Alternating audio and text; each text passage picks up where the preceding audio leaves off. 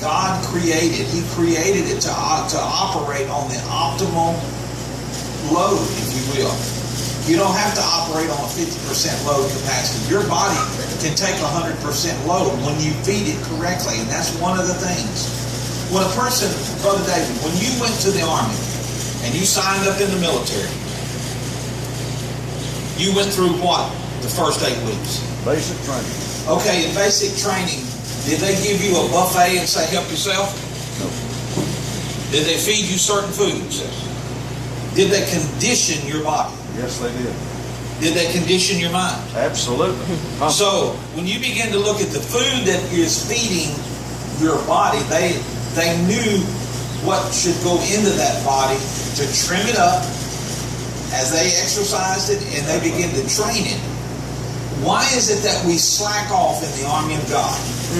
Come on, brother. Why is it that we sell it off? Oh, let's just go on in there and help ourselves to that buffet in there and get 19 plates of food and come back out and feel miserable. Come on. And not want to go serve the Lord. And that's one of the things that speaks to me. You know, as Brother David was sharing, and my friend Brother Jack, and I've got lots of overweight friends in the ministry. Singers are some of the worst.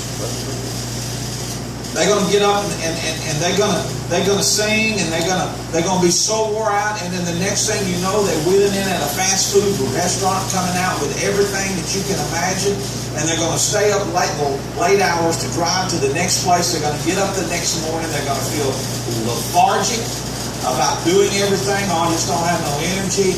And then you want to hear from God. Somebody help me out right here. You cannot hear totally 100% from God when your body is so weak and down. So one of the things that the Lord just really began to speak to us about and to show us, as Penny said, it says, even if disease does not claim our life early, we stumble through our days without the fullness of joy and the abundant life that God intended. Others do succumb to disease and die early, never experiencing the rich and the length of days that God has planned for them. How many grandparents were supposed to be the giant spiritual leaders in our lives of their grandchildren if cancer and other illness had not claimed them years before their precious babies were even born? That's reality right there. That is reality.